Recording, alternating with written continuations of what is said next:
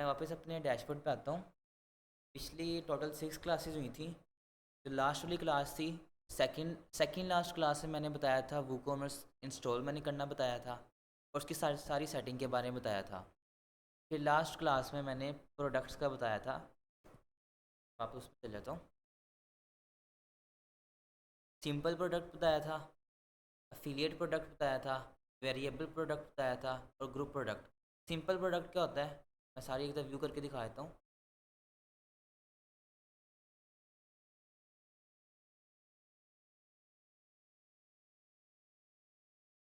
ये simple product है।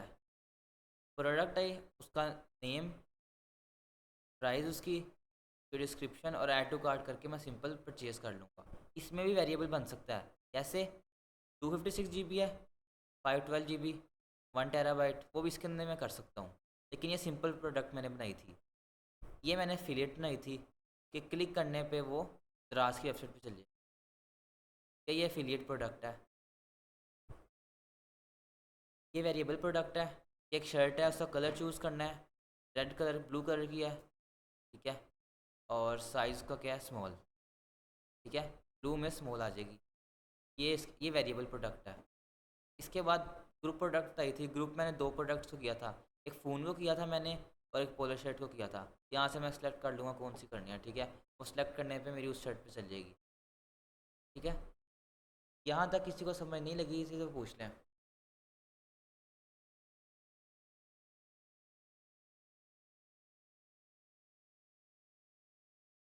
ये समझ लगी थी सबको? ये क्लियर है। ठीक है, मैं शुरू से इधर बता देता हूँ। क्लास वन के अंदर क्या हुआ था। क्लास वन के अंदर मैंने वर्ड सारा बताया था। वेबसाइट क्या होता है, डोमेन होस्टिंग बताई थी मैंने, ठीक है। उसके बाद मैंने वर्डप्रेस इंस्टॉल करना बताया था। उसके बाद उसका डैशबोर्ड बताया था। ये चीज़ बताई थी। सेकंड क्लास में मैं पोस्ट पे चला गया था। डैशबोर्ड का इंटरव्यू दे के मैं पोस्ट पे गया, पोस्ट कैसे बनाते हैं। फिर पेजेस का बताया, कैटेगरी बताई, प्रोडक्ट्स बताई, और इसके अलावा मैंने प्लगइन्स का बताया, थीम्स का बताया था। प्लगइन्स किस लिए यूज़ होता है कि न्यू फंक्शनैलिटी ऐड करने के लिए मैंने फिर सारी सेटिंग बताई थी। फिर हमने एक पेज बिल्डर यूज़ किया था, एलिमेंटर। उससे हम पेज बिल्ड करते हैं, सारा कस्टमाइज़ करते हैं। और इसके अलावा हमने टेम्पलेट्स के लिए कौन सा किया था, मैं प्लगइन्स ओपन कर देता हूँ। एलिमेंटर तो हमने पेज बिल्डर के लिए किया था। एलिमेंट किट लाइट, इसके अंदर वो है हेडर फुटर है। हेडर फुटर का मैंने बताया था। मेन्यूज़ का बताया था मैंने, अपीयरेंस में जाके मेन्यूज़ का, ठीक है। फिर इन्वाटो एलिमेंट्स, ये पूरे टेम्पलेट्स हैं, पूरे टेम्पलेट किट्स हैं। इसके अंदर पूरी टेम्पलेट किट्स होती हैं, ठीक है। एलिमेंट किट लाइट में सिंगल पेज के होते हैं। ये मैंने बताया था। अभी मैंने वूकॉमर्स की तरफ लेके गया था। वूकॉमर्स सेटिंग बताई थी, फिर प्रोडक्ट्स बताई थी। यहाँ तक सही समझ लगी थी सबको?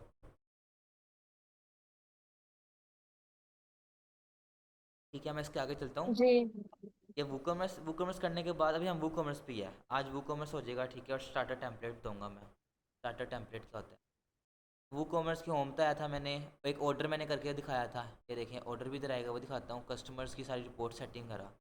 फिर प्रोडक्ट्स में हमारी इतनी प्रोडक्ट्स हैं, उसकी कैटेगरी हैं, टैग्स वगैरह हैं, ठीक है। ये सारा एनालिटिक्स है, कितनी प्रोडक्ट सेल हुई हैं मैं दिखा देता हूँ वो भी करके। फिर मार्केटिंग, आज हमने कूपन्स के बारे में पढ़ना है। ये ऑर्डर है, एक ऑर्डर आया था, उस टाइम मैंने प्रोसेसिंग में रखा था, अभी तक मैंने प्रोसेसिंग में ही है। इसको मैंने अगर कंप्लीट ऑर्डर पे करना है, मैं इसको एडिट पे जाऊँगा। यहाँ से मैं इसको कंप्लीट कर दूँ। जो पीछे मैं बैठा हूँ इसको संभाल रहा हूँ, तो ये मैंने ही चीज़ करनी है सारी। इसको क्या पता है कब ऑर्डर किया है, 2 दिन लेट भी हो सकता है, ठीक है। कंप्लीटेड है तो जैसे कंप्लीटेड और अपडेट, ऑर्डर्स में जाऊँगा। अब यहाँ कंप्लीटेड आ गया, ठीक है।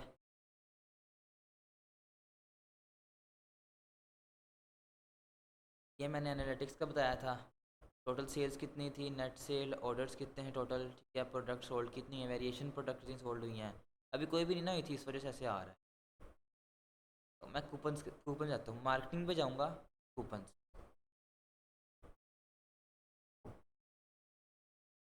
1 मिनट दीजिएगा।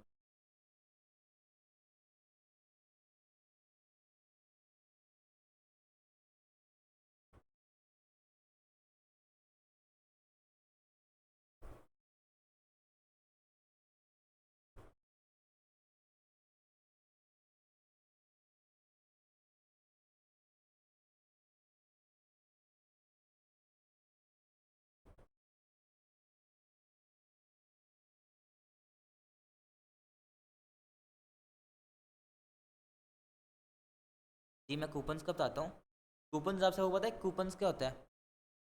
आपने कहीं बाहर जा रहे हो तो बिल बोर्ड्स पे देखा होगा, जैसे कुछ अर्सा पहले येंगो ऐप आई थी, उसके कूपन्स काफ़ी फेमस हुए थे कि आप ये कूपन लगाएं आपको फर्स्ट राइड फ्री मिलेगी या इतने % ऑफ मिलेगा। वो कूपन्स है। एक कोड होता है, वो मैंने अटैच कर दिया प्रोडक्ट के साथ परचेज़ करते वक्त, तो मुझे उतने % ऑफ मिल जाएगा। तो मैं वही कूपन क्रिएट करता हूँ और अपनी प्रोडक्ट्स पे लगाऊंगा। Creator first coupon.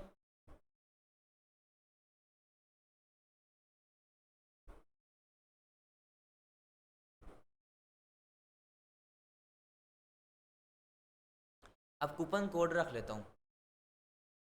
मैं कहता हूँ कूपन कोड क्या है, सेल 25। ठीक है, मैं नेम रख लिया, कोई भी कूपन का मैं नेम रख सकता हूँ। जैसे ईद की सेल थी, ईद सेल 24 2024। जैसे ईद की है, ईद सेल 24, मैंने वही कूपन का कोई कोड रख लिया, तो मैं सेल 25 या 24 ही लिख देता हूँ, सेल 24। इसकी डिस्क्रिप्शन लिखनी है नहीं, तो ये सिर्फ हमारे लिए है डिस्क्रिप्शन। अब इसके नीचे आते हैं।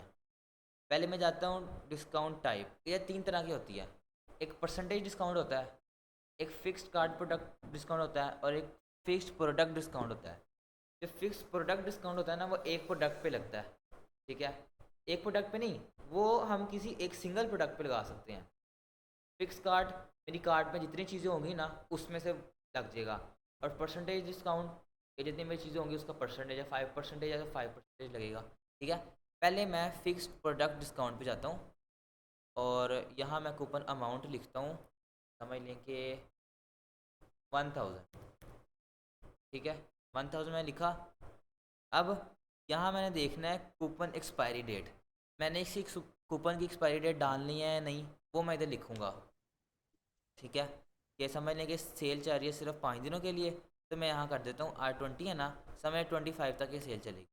ठीक है, अब ये कूपन 25 को एक्सपायर हो जाएगा, कोई यूज़ नहीं कर सकेगा उसको। डिस्काउंट टाइप है दोबारा, अच्छा डिस्काउंट टाइप ये है कि फिक्स प्रोडक्ट डिस्काउंट। इसके होता है कि जो हमारी एक प्रोडक्ट होती है ना उस पर सिर्फ कूपन लगता है। फिक्स्ड कार्ड डिस्काउंट, कार्ड में जितनी चीज़ें होंगी सारी आएंगी, और परसेंटेज, जितनी चीज़ें होंगी उसकी परसेंटेज में हमें आ जाएगी। ठीक है, अभी हम फिक्स प्रोडक्ट डिस्काउंट पे जाते हैं। Usage restriction, minimum spend. अगर आप कह रहे हैं कि मिनिमम स्पेंड हो कि कोई कम से कम, हम फ़ोन पे लगाते हैं, कम से कम 50,000 पे ये लगेगा। ठीक है, ये जो कूपन है ना, जितनी मेरी प्रोडक्ट्स होंगी ना, कम से कम मेरा 50,000 पे लगेगा। एक प्रोडक्ट कम से कम उसकी वैल्यू 50,000 होनी चाहिए, फिर जाके लगेगा। मैक्सिमम मैं नहीं लिखता, मैक्सिमम जितनी मर्जी हो तो उसको मुझे डिस्काउंट उसको दूंगा। ठीक है, अब products, search for a product, इसके अंदर सिलेक्टेड प्रोडक्ट्स पे लगेगा। अब कितनी मेरी प्रोडक्ट्स हैं, 2 लगी, 3 4 लगी हुई हैं। ठीक है, तीन तीन लगी हुई हैं। मैं कह तो आईफोन जो लगा था ना, अगर मैं इस पर क्लिक करता हूँ, आईफोन 15 प्रो। ठीक है, अब ये जो कूपन है ना ये सिर्फ आईफोन पे लगेगा। ठीक है, एक्सक्लूड प्रोडक्ट कौन सी है, ये वाली जो ग्रुप प्रोडक्ट थी। इसका क्या मतलब हुआ इन दोनों का, इस प्रोडक्ट पे सिर्फ कूपन यूज़ होगा और किसी पे नहीं होगा। ये दोनों हम इकट्ठे नहीं लिख सकते। क्यों नहीं लिख सकते, मैं आपको समझाता हूँ।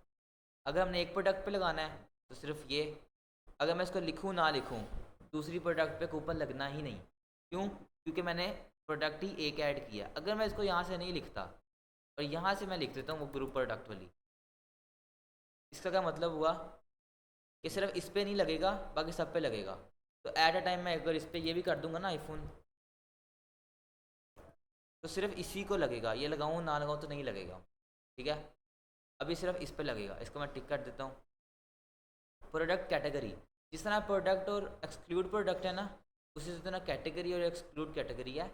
इसके अंदर क्या है, मेरी कितनी कैटेगरीज हैं, ईद सेल। अब ईद सेल जो प्रोडक्ट है ना, ये जो कूपन है सिर्फ ईद सेल में जितनी प्रोडक्ट्स होंगी ना, ईद सेल कैटेगरी में जितनी प्रोडक्ट्स होंगी ये सिर्फ उस पर लगेगा। एक्सक्लूड कर लूँगा शर्ट्स, तो शर्ट्स पे नहीं लगेगा। लेकिन अगर शर्ट लिखूँ ना लिखूँ, लिखने में भी नहीं लगेगा, नहीं लिखने में भी नहीं लगेगा। क्यों? क्योंकि मैंने सिर्फ एक ही प्रोडक्ट रखी हुई है। इसको यहाँ से क्रॉस करूँगा ना, फिर वो इस पे नहीं लगेगा बाकी सब पे लगेगा। ठीक है, इसको मैंने दे रहा हूँ, ठीक है। और ईमेल इसको इसी तरह ही रख रहा हूँ। अब मैं जाता हूँ यूजेज लिमिट पर कूपन, ठीक है।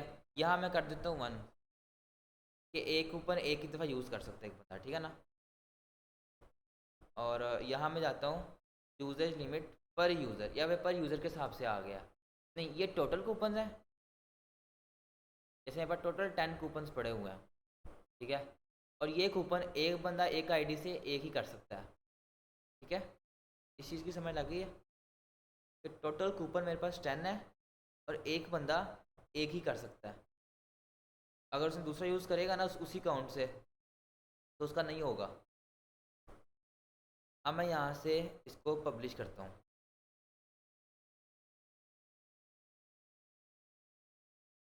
अपने मैं शॉप के पेज पे जाता हूँ,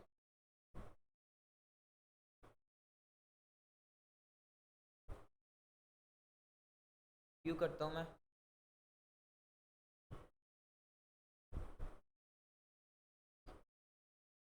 अब मैंने इसके ऊपर लगाया था ना, इस पर टिक करता हूँ। अब ऐड टू कार्ट पे जाता हूँ,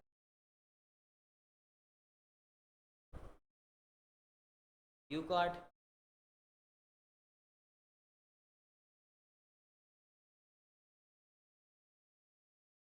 कार्ट में ये प्रोडक्ट आ गई। यहाँ कूपन मैंने कैसे लगाना है, ऐड कूपन, ठीक है।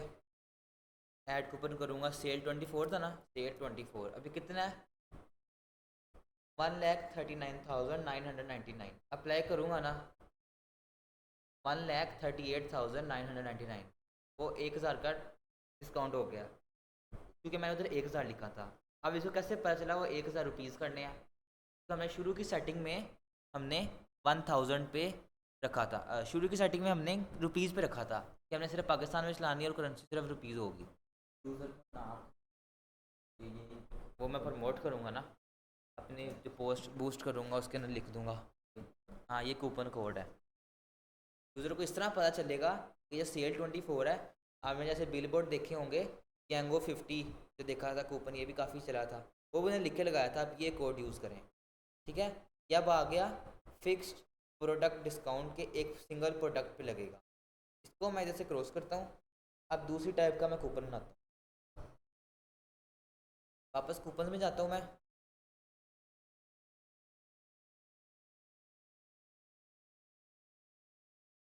मार्केटिंग कूपन,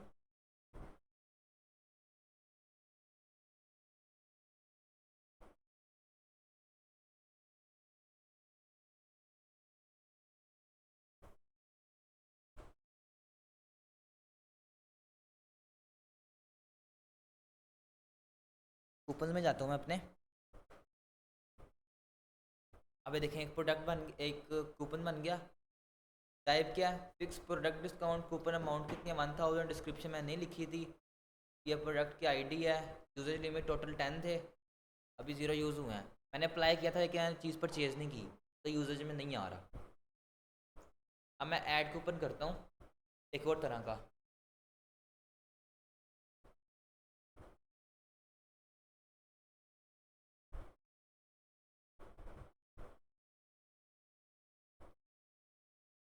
ई सेल, ठीक है। इसको मैंने ये कूपन का नाम दे दिया। अब मैं टाइप रख रहा हूँ फिक्स्ड कार्ड डिस्काउंट। अब मैं कार्ड पे रखता हूँ, ठीक है। कार्ड में जितनी भी चीज़ें होंगी ना ये सब पे लग जाएगा। एक्सपायरी डेट लिखनी है नहीं तो मैं नहीं लिखूँगा, ठीक है। इसकी कोई एक्सपायरी नहीं है, जब तक मैं इसको डिलीट नहीं करूँगा तब तक कूपन अप्लाई होता रहेगा। यूजेज रिस्ट्रिक्शन में जाता हूँ मैं वापस, मिनिमम स्पेंड में दोबारा तीसरी दफ़ा मैं रिपीट करूँगा, जो तीसरा बताऊँगा दोबारा से मैं रिपीट करूँगा। मिनिमम स्पेंड आपका कितना होना चाहिए, ठीक है। अब मैंने फिक्स कार्ट किया है, ठीक है। फिक्स्ड कार्ट मैंने किया। अब यहाँ से मैं मिनिमम रख देता हूँ, आपकी मिनिमम भी 500 होना चाहिए, क्योंकि मैं अब शर्ट्स पे करूँगा, ठीक है। मैक्सिमम नहीं लिखता मैं।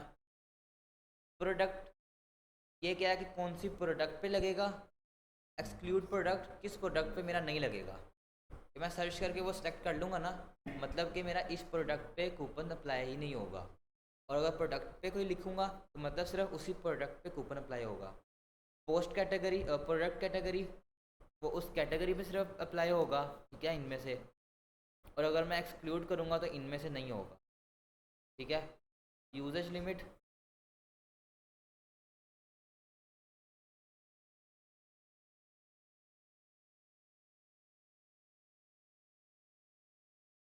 यूजेज लिमिट मैं कहता हूँ इसकी कोई लिमिट नहीं है ना, यूज़र की लिमिट है। मतलब एक बंदा जितने मर्जी कूपन यूज़ कर सकता, ठीक है। यहाँ से इसको मैं पब्लिश कर देता हूँ। अपने मैं शॉप के पेज पे जाता हूँ, ठीक है, वो हो गया, कूपन अपडेटेड हो गया। शॉप के पेज पे जाता हूँ मैं अपने,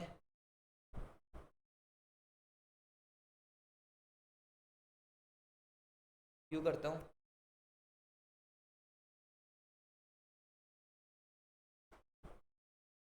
अब मैंने मिनिमम 500 रखा था ना, मैं इस प्रोडक्ट पे लगा देता हूँ, बल्कि मैं कार्ट में ना 2-3 प्रोडक्ट ऐड कर देता हूँ। एक मैंने पहले फ़ोन किया था, और मैं ये अब शर्ट कर देता हूँ। शर्ट कौन सी, कलर रेड कर देता हूँ मैं, लार्ज में, add to cart. View cart पे जाता हूँ मैं। अब यहाँ मेरे पास 2 प्रोडक्ट आएंगी, एक फ़ोन आएगा और एक शर्ट आएगी। फ़ोन और शर्ट मिला के टोटल प्राइस अब कितनी बन रही है, 1,41,699, ठीक है। अब मैं इधर अप्लाई करूँगा ना कूपन, तो इन दोनों प्रोडक्ट की जितनी टोटल प्राइस होगी ना, उसमें से मेरी कम हो जाएगा, ठीक है। नहीं, सिंपल प्रोडक्ट ऐड।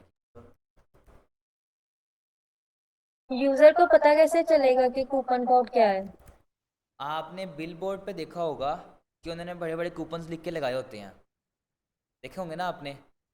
जैसे येंगो जी। का आपने देखा होगा, वो हम खुद प्रमोट करते हैं कि हमारा ये कूपन है, ये अगर यूज़ करोगे तो आपको इतने मिलेगा। या जैसे मेरी, जैसे दराज है, दराज पे प्रोडक्ट परचेज़ करने से पहले ही वो उधर आ जाता है कि आप ये कूपन यूज़ करेंगे ना तो आपको इतने % डिस्काउंट मिलेगा। वो कौन सा कूपन है उन्होंने खुद लिख के लगाया होता है। मैं भी समझ लें अपनी वेबसाइट पे टॉप पे लिख के लगा दूंगा कि आप इधर समझ, मैं लिख के लगा दिया, आप अगर ये कूपन यूज़ करेंगे आपको इतने % डिस्काउंट मिलेगा। मैंने खुद बताना होता है। अप्लाई करता हूँ, ओके। मेरे ख्याल में शायद अप्लाई ना हो, क्योंकि मैंने नहीं किया था। मैंने इस पर प्राइस नहीं लिखी थी, मैं प्राइस भूल गया था इस पर लिखना। प्राइस इस पर मैंने नहीं लिखी थी। मैं वापस कूपन पे जाता हूँ, ये देखें यहाँ मैंने प्राइस नहीं लिखी, तो उसने कहा कि ये एग्जिस्ट ही नहीं करता।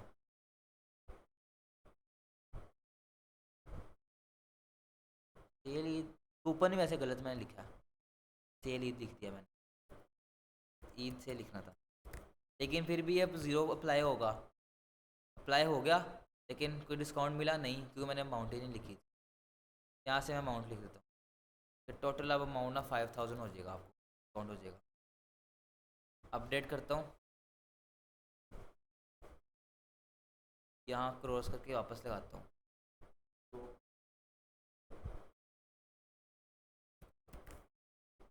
अप्लाई करता हूँ, अब जितनी मेरे पर प्रोडक्ट्स होंगी ना कार्ट में, उन सब पे अप्लाई हो जाएगा। देखिए 5,000 माइनस हो गया, 1,41,699 था, तो 1,36,699 अब हो गया, ठीक है। यहाँ तक समझ लगी है सबको, इन दोनों प्रोडक्ट्स की, इन दोनों कूपन्स की। समझ नहीं लगी तो पूछ लें।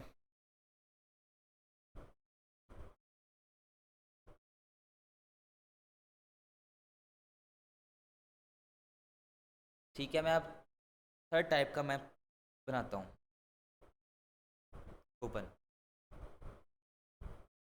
कूपन पे जाऊँगा अपने वापस,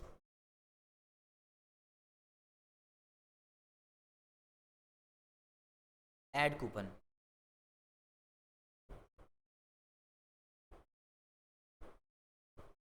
यहाँ से रख लेता हूँ इसका नेम,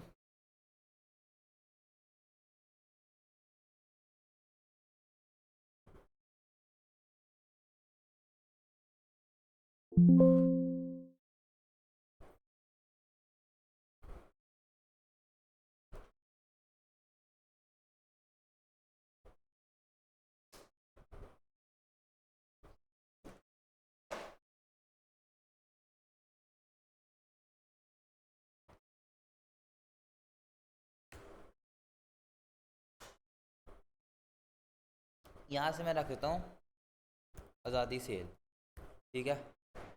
आगे 14 अगस्त आनी है, तो वो मैंने रख दिया आज़ादी सेल, ठीक है। अब मैं करता हूँ परसेंटेज डिस्काउंट, ये इतने परसेंट मिलेगा।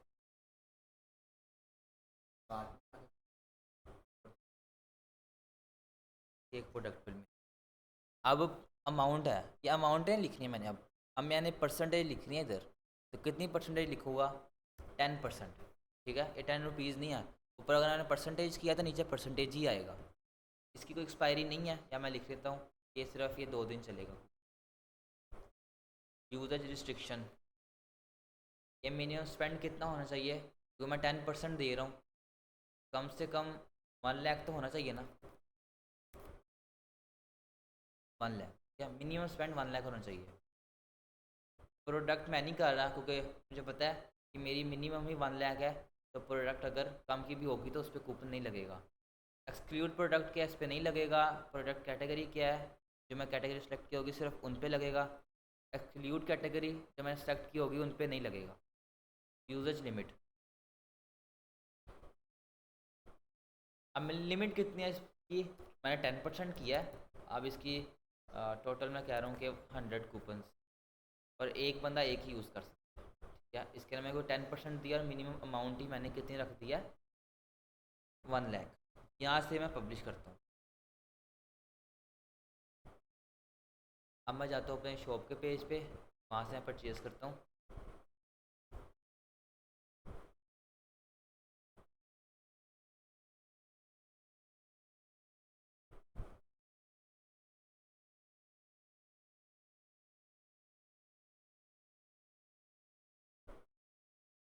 कार्ट में जाता हूँ अपने,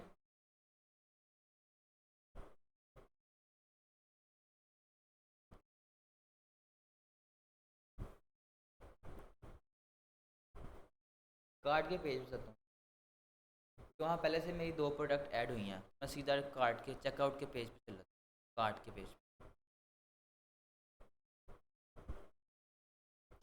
अब मेरी 2 प्रोडक्ट हैं इधर।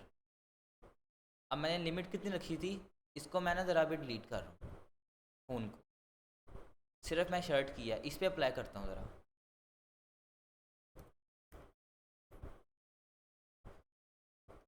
क्या लिखा है कि the minimum spend of coupon is 1 lakh, कोई कम से कम ये 1 लाख पे अप्लाई होगा।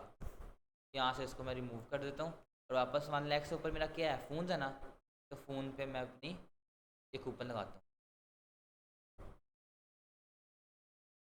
फिर कोई 14,000 के आसपास हमें डिस्काउंट मिल जाएगा। और व्यू कार्ड करता हूँ,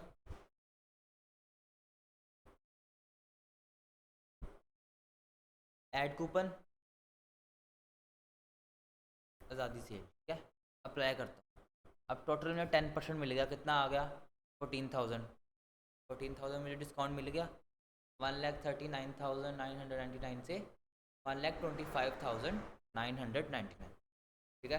ये 3 तरह के कूपन थे, इन तीनों का पता चल गया। किसी को समझ नहीं लगी तो पूछ लें वो।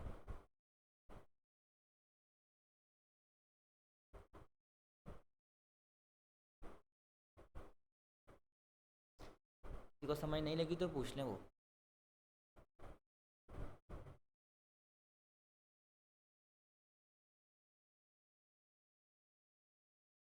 कूपन्स का बताया, इसके बाद मैं बताता हूँ कि मैंने कैश ऑन डिलीवरी बताया था और डायरेक्ट बैंक ट्रांसफ़र, उसका मैं बता देता हूँ। वो कॉमर्स की सेटिंग में जाऊँगा,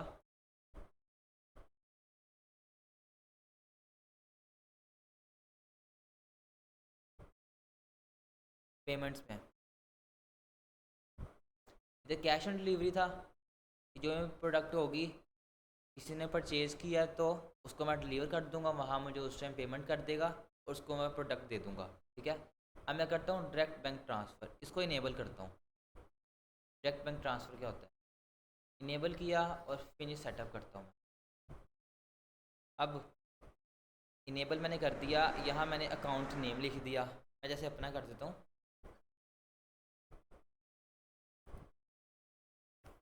क्या अकाउंट नंबर मैंने यहाँ से कोई भी लिख दिया, क्या मेरा अकाउंट नंबर है। बैंक नेम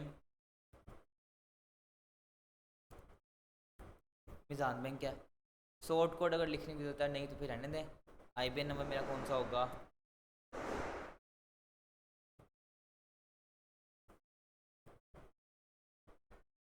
सर मैंने ये मेरा IBN नंबर है, ठीक है। स्विफ्ट कोड, मैं मिज़ान का स्विफ्ट कोड देख लेता हूँ।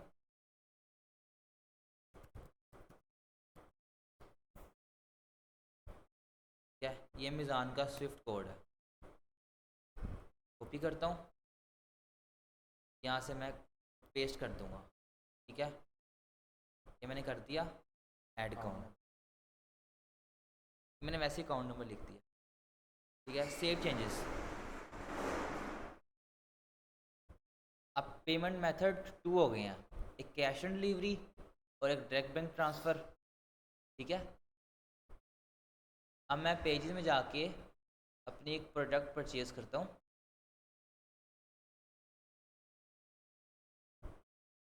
शॉप पे जाता हूँ, व्यू,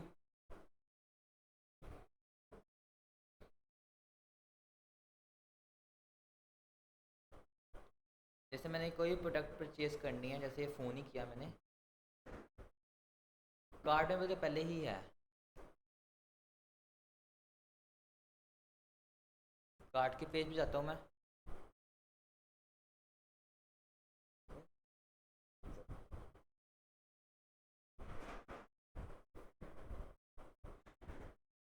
ये मैं कार्ड पे गया, प्रोडक्ट की आ गई, और मैंने कूपन भी ऐड कर दिया, ठीक है। अब मैं प्रोसीड टू चेकआउट पे जाऊँगा।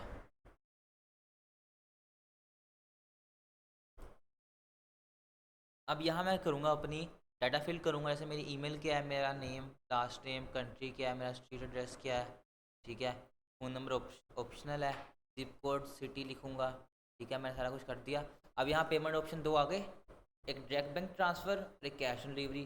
कैश ऑन डिलीवरी पे क्या होगा, इस पर मैं टिक करूँगा ना, प्लेस ऑर्डर पे जाऊँगा, ऑर्डर जब मेरे पास आ जाएगा मैं उसको पेमेंट कर दूँगा। डायरेक्ट बैंक ट्रांसफ़र पे जाके मैं प्लेस ऑर्डर करता हूँ। अब इससे क्या होगा, ये आ गया bank accounts, our bank details, मेरा नेम आ गया, बैंक आ गया, अकाउंट नंबर, IBN नंबर और स्विफ्ट कोड उसका आ गया, ठीक है। मैं क्या करूँगा, यहाँ पेमेंट कर दूँगा, कोई क्लाइंट होगा ना वो यहाँ पेमेंट कर देगा। और भी काफ़ी मेथड है, पॉपुलर ये है, कैश ऑन डिलीवरी और डायरेक्ट बैंक ट्रांसफ़र है। यहाँ तक किसी को समझ नहीं लगी तो पूछ लें वो। लग गई है। ठीक है। अच्छा, अब ना मीटिंग का टाइम एंड हो रहा है, मैं स्टॉप कर रहा हूँ। 10 मिनट्स के बाद मैं आपको दोबारा लिंक सेंड करूँगा, और मैंने उसके अंदर आपको स्टार्टर टेम्पलेट्स का बताना है, ठीक है। ठीक है, मैं स्टार्ट करता हूँ अब मैंने स्टार्टर टेम्पलेट करना है, तो मैं ना ऐसा करता हूँ कि मैं एक और बना लेता हूँ, इस वेबसाइट को इसी तरह रहने दे रहा हूँ मैं, ठीक है। पैंथियन भी जाता हूँ, एक और वेबसाइट क्रिएट कर लेता हूँ, Pantheon.io पे मैं एक और वेबसाइट क्रिएट कर लेता हूँ।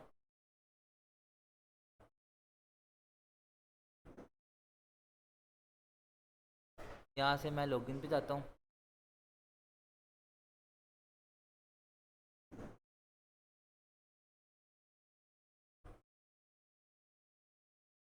Continue with Google.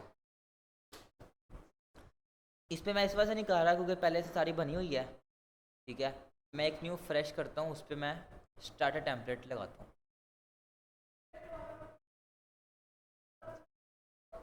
अभी एक साइड बनी हुई है, एक और बनानी है अभी, क्रिएट न्यू साइड। पहले मैंने कंप्यूटर ऐप ट्रेनिंग्स की बनाई थी, अब मैं किसी और नेम से बना लेता हूँ।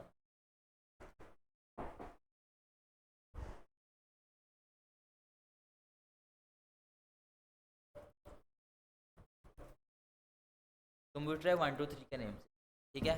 ये मैंने बनाई, यूज़र नेम रखा मैंने इसका, लिंक, कंटिन्यू करता हूँ यहाँ से।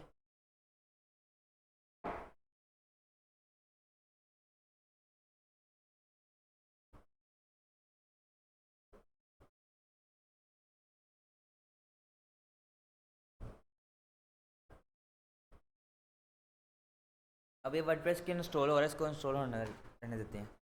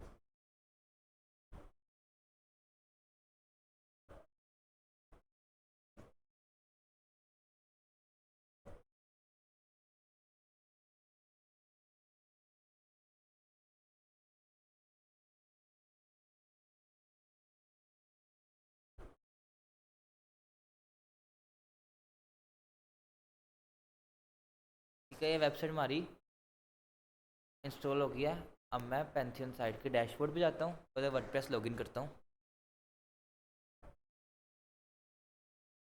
एडमिन साइट पे जाऊँगा मैं, इसको क्रॉस कर देता हूँ। ठीक है, पैंथियन को भी इसकी ज़रूरत नहीं है। अब continue, site title, computer app, user name admin, password admin @123। ठीक है, ये मैंने रख दिया। कन्फर्म वीक पासवर्ड, मेल लगानी है अपनी, कंप्यूटर ऐप की लगा देता हूँ, डिस्करेज कर देता हूँ सर्च इंजन से। इंस्टॉल वर्डप्रेस, अब इसको मैं लॉगिन कर लेता हूँ। एडमिन एडमिन @123 लॉगिन करता हूँ। देखें वर्डप्रेस आ गया। ठीक है, अब बिल्कुल फ्रेश है। इसके मैंने बस 2 प्लगइन इंस्टॉल करने हैं। ऐड न्यू प्लगइन, एक मैंने करना है एलिमेंटर का, इसको इंस्टॉल कर लूँगा। और एक स्टार्टर टेम्पलेट, एक्टिवेट।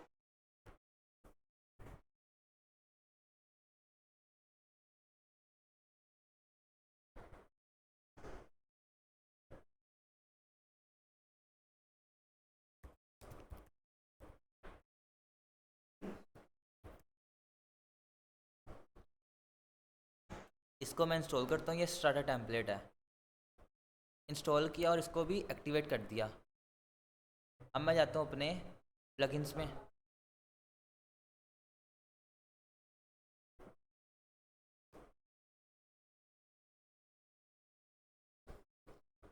प्लगइन्स में गया, यहाँ एलिमेंटर भी आ गया और मैं स्टार्टर टेम्पलेट भी दिखा देता हूँ मैं।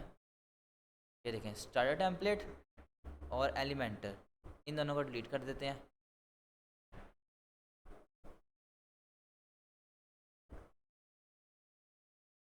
एलिमेंटर और स्टार्टर टेम्पलेट, अब मैंने इसके ना पूरे टेम्पलेट निकालने हैं, पूरी वेबसाइट डेमो इंपोर्ट करनी है। स्टार्टर टेम्पलेट में मैं गेट स्टार्टेड पे जाऊँगा, यहाँ से मैं क्लिक कर दूँगा गेट स्टार्टेड।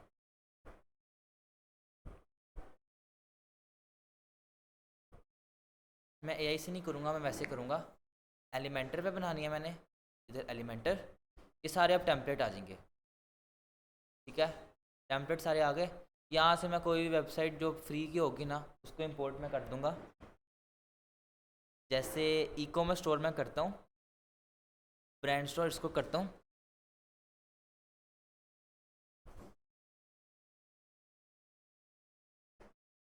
यहाँ से मैं इसको कंटिन्यू कर लूँगा। यहाँ से लोगो अपलोड मैंने पहले करना है, वो कर लूँगा। यहाँ से फ़ॉन्ट कौन सा, इसको बाय डिफ़ॉल्ट यही फ़ॉन्ट रहने देता हूँ।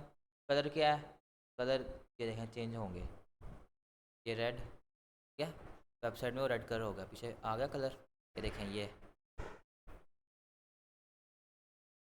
यहाँ से वापस मैं ओरिजिनल पे जाऊँगा, पीछे देखें ब्लू हो गया, और यहाँ से रेड, पीछे रेड हो गया, ठीक है। इस तरह करके इसको मैं कंटिन्यू करता हूँ। फर्स्ट नेम लिखूँगा मैं अपना, अपनी मैं ईमेल लिखूँगा फॉर माई सेल्फ, ठीक है। मैं सारा कुछ इंपोर्ट करना है। अब देखें वो कह रहा है शेयर नॉन सेंसिटिव डाटा करना है, इंपोर्ट कंटेंट करना है। प्लगइन तो होंगे, देखें इस पर वो अनटिक नहीं हो सकता क्योंकि प्लगइन तो रिक्वायर्ड है, करने पड़ेंगे। इंपोर्ट विजिट्स करने हैं, import customizer, install activate extra theme, सारा कुछ इसके अंदर करना है। मैं इसको submit and build my website, अब वेबसाइट खुद ही बना तैयार हो जाएगी।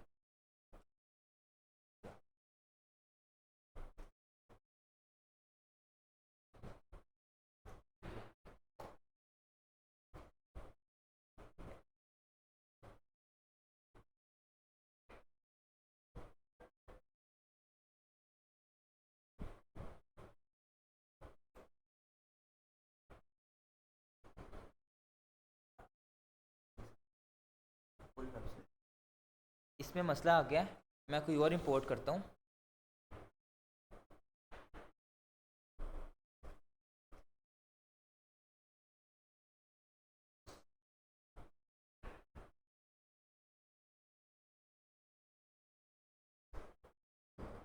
सेटअप माई स्टोर, इसको बैक करके ना मैं कोई और डेमो इंपोर्ट करता हूँ क्योंकि उसमें मसला आ गया।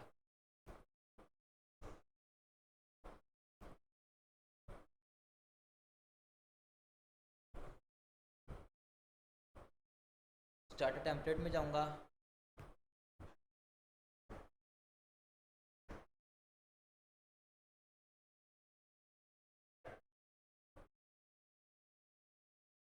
यहाँ से मैं कोई और देखता हूँ जो मैं इंपोर्ट करूँ।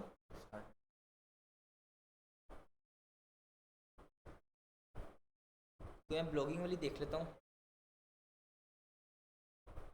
इधर एक ई कॉमर्स स्टोर था,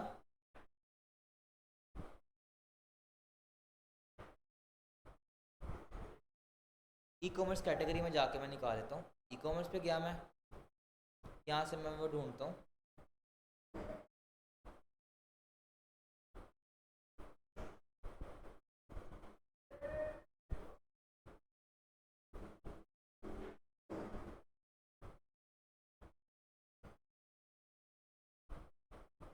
ये देख लेता हूँ, कंटिन्यू पे जाता हूँ, सबमिट माई वेबसाइट, देखता हूँ इसमें कोई इशू तो नहीं आ रहा। अगर इसमें भी इशू आया तो मतलब कि वो मैं पैंथियन पे कर रहा हूँ, ये भी इशू हो सकता है। लाइव वेबसाइट पे इशू नहीं आता।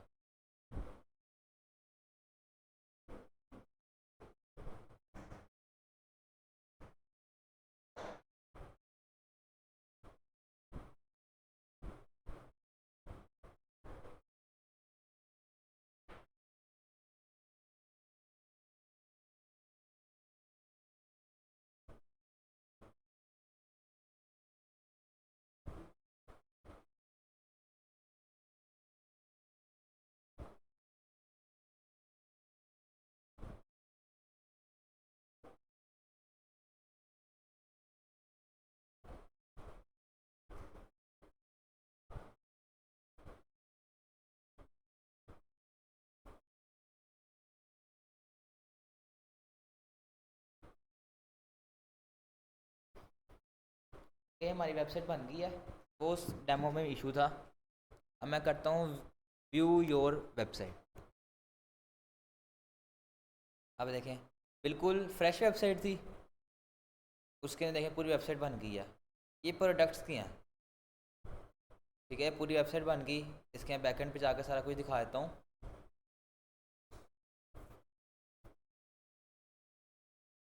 पेजेस में जाता हूँ मैं, मैं सारे पेजेस दिखा देता हूँ। व्यू करता हूँ, अबाउट का पेज, कॉन्टैक्ट का पेज, होम पेज, शॉप का पेज। ठीक है, अब देखें उसने सारा कुछ खुद ही कर दिया, प्रोडक्ट्स भी उसने खुद ऐड कर दिए हैं। हमें ये प्रोडक्ट्स नहीं चाहिए, क्या पता हमारा ये ग्रोसरी का काम ही ना हो सकता है। तो मैं क्या करूँगा, यहाँ से इसको एडिट कर लूँगा या न्यू प्रोडक्ट ऐड कर लूँगा। सारा कुछ खुद ही आ गया, हेडर फुटर सारा कुछ, पेजेस भी बन गए हैं, पोस्ट भी, सारा कुछ खुद ही आ गया। अबाउट देखें पूरा पेज दोबारा बन गया।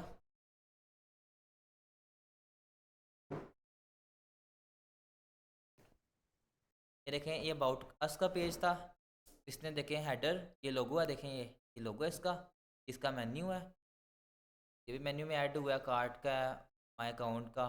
देखिए ऊपर अबाउट की हेडिंग आ गई, इमेज लग गई है, सारा कुछ ठीक है, काउंटर भी ऐड हो गया, सारा कुछ, और फुटर भी बन गया, इसने खुद ही सारा कुछ बना दिया।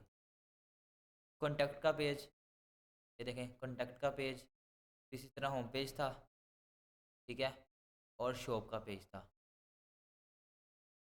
ठीक है, ये शॉप का पेज। प्रोडक्ट उसी तरह आ गई सारी, कोई प्रोडक्ट एक ओपन कर लेता हूँ।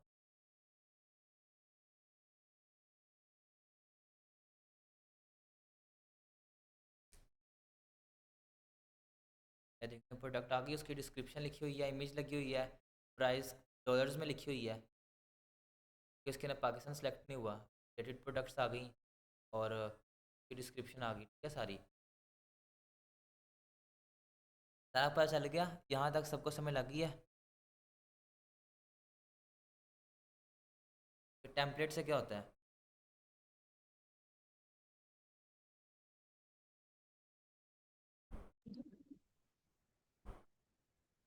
यहाँ तक सबको समझ लग गई है। अब मैंने अगर इसको एडिट नहीं करना है ना, लग गई। अगर मैंने इसको एडिट करना है, मैं क्या करूँगा, अबाउट अस का पेज मैंने करना है ना, ये एलिमेंट में जाके मैं सिंपल एडिट कर लूँगा जो मैं चाहिए होगा। मैं शुरू से ही टेम्पलेट बता सकता था कि पूरी वेबसाइट कैसे बनानी है, लेकिन उसके अंदर क्या होना था, क्या वो कस्टमाइज़ करनी नहीं आनी थी। पहले मैं सारा कस्टमाइज़ बताया खुद से कैसे बनानी है, बाद में मैंने काम आसान कर दिया। अगर पहले मैं ना बताता ना, अगर डायरेक्ट मैं ले जाता इस पे कि हमने पूरा डेमो इंपोर्ट कर दिया, उसको एडिट कर दिया, आपको फिर एडिट करना नहीं आना था। अब देखें वो एडिट हो रहा है, कॉन्टैक्ट का पेज भी है, इसको मैं एलिमेंटर से एडिट कर देता हूँ। आवाज बहुत ज्यादा कट रही है। और नेट का इशू मैं भी करता हूँ सोल्व।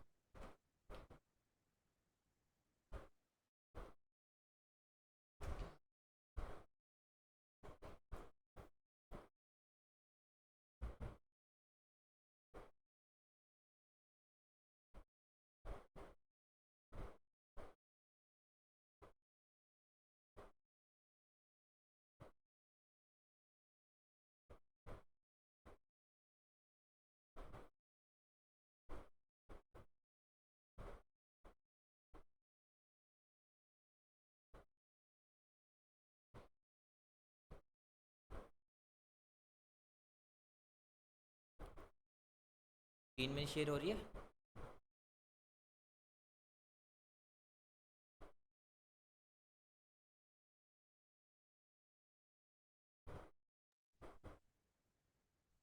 मेरी स्क्रीन शेयर हो रही है और आवाज़ आ रही है। नहीं हो रही। ठीक है, अब ये देखें उसी तरह एलिमेंटर ओपन हो गया, कॉन्टैक्ट के पेज का मैं ओपन कर देता हूँ, अबाउट अस के पेज का।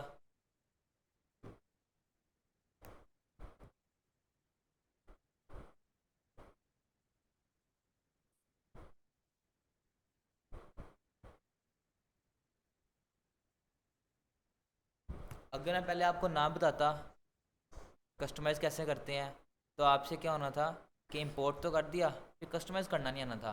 अब देखें इस इमेज को मैं एडिट कर सकता हूँ, ये इमेज लग गई है, ये हेडिंग है, यहाँ से मैंने कुछ चेंज करना है, ये देखें इसका टाइटल, डिस्क्रिप्शन, इमेज चेंज करनी है, मैं यहाँ से इमेज चेंज कर सकता हूँ। ठीक है, ये काउंटर ऐड हुआ है कि कहाँ तक, एंडिंग नंबर कौन सा है, ये है, ये सारा कुछ एडिट आपने करना है। ठीक है, वो पता है किसने एडिट करना है। कॉन्टैक्ट के पेज पे चल जाते हैं, यहाँ से नंबर एडिट करने हैं, नंबर में एडिट कर सकता हूँ। आइकन चेंज करना है, यहाँ से मैं आइकन लगा सकता हूँ। ठीक है, FAQ इसके अंदर ऐड हुए हैं, ये देखें, क्वेश्चन है उसका आंसर, ठीक है, सारा कुछ एडिट कर सकते हैं। इसी तरह होम पेज भी इसी तरह एडिट करेंगे।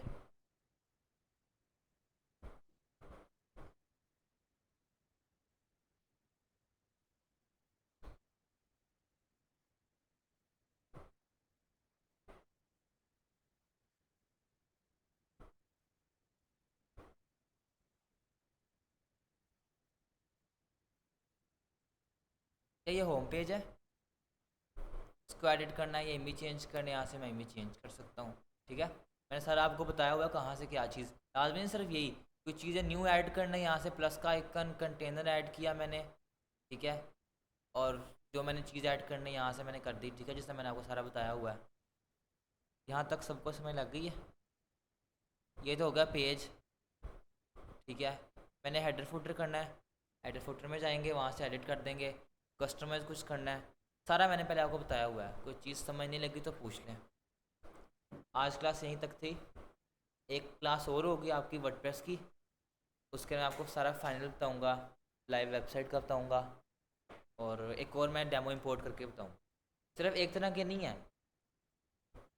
ये तो मैं स्टार्टर टेम्पलेट किया ना, इस तरह काफ़ी और टेम्पलेट्स हैं कि मैं फ्री भी हैं, पेड भी हैं, मैं फिर लाइव थीम का बताऊँगा। तो एक क्लास और कर लेंगे, एक या दो, तो उसके मैं सारा कुछ आपको समझा दूँगा। यहाँ तक किसी को समझ नहीं लगी तो पूछ लें, मैं फिर क्लास एंड करता हूँ।